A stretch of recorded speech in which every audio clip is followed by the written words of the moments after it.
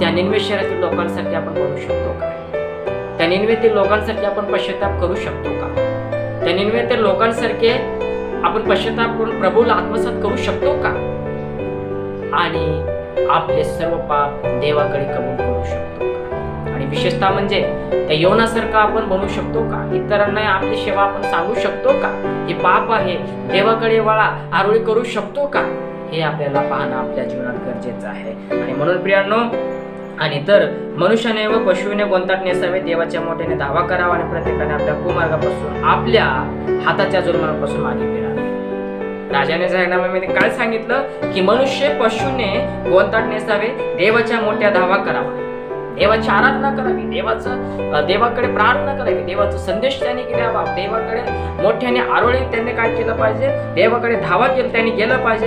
प्रत्येकाने आपापलं पाप कबूल केलं पाहिजे, प्रत्येकाने आपापले पाप परमेश्वराला सांगितलं पाहिजे, प्रत्येकाने आपापलं जुलूम देवाकडे आपण पश्चाताप केलं पाहिजे. देव कदाचित वळेल व अनुताप पावेल आणि आपल्या संतप्त क्रोधापासून परावृत्त होईल, म्हणजे आपला नाश होणार नाही.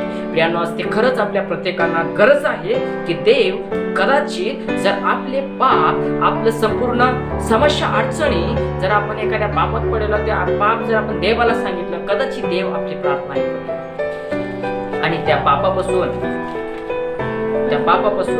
आपला बचाव करणार, क्षमा करणार आहे.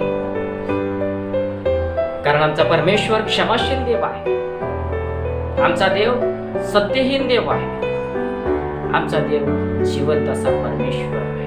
आणि म्हणून प्रियांनो, म्हणून त्या ठिकाणी सर्वांनी आपापले पापे कबूल करून देवाकडे वळलं आणि त्या राजाला समजलं की संतप्त क्रोधापासून परावृत्त होईल, म्हणजे आपला नाश होणार आहे. जर आपण आपले पाप कबूल केलं तर देव आपला क्रोध दूर करणार आणि आपल्या क्रोधापासून तो परावृत्त होईल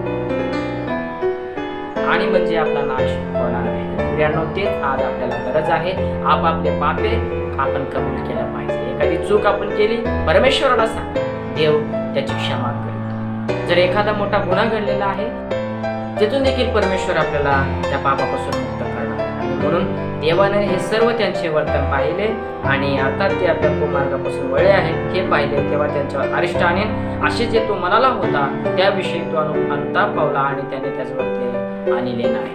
प्रियांनो, जे पाप जे वाढलेलं होतं, ज्याच्याद्वारे अनेक संकट आलेलं होतं, जो त्या निनिवे शहराचा धुळीस नाश करणार होता प्रभू परमेश्वर, त्या सर्व गोष्टीमधून त्यांनी लोकांनी पश्चाताप केलं, देवाकडे वळलं. म्हणून पाहता क्षणी परमेश्वरानं असा विचार केला की आता मी या लोकांचा नाश करणार आहे. आणि खरोखरच प्रियांनो, आपल्या जीवनात एखादी जर गोष्ट घडलेली आहे तर देवाला सांगा, देव सहाय्य करतो, परमेश्वर आपला मार्ग दाखवतो. आणि म्हणून तशाच प्रकारचं देव आपल्या जीवनात निनिवे शहरासारख्या लोकांचं ज्या प्रकारे पापातून सुटका केलेली आहे, तसंच आपल्या वैयक्तिक जीवनामध्ये अनेक लोकांच्या जीवनामध्ये बदल व्हावा हीच आपण प्रार्थना करू शकतो. आणि विशेषतः जे योनासारखं जीवन आहे, देवाला आपल्याला दिलं ते आशीर्वाद झाले.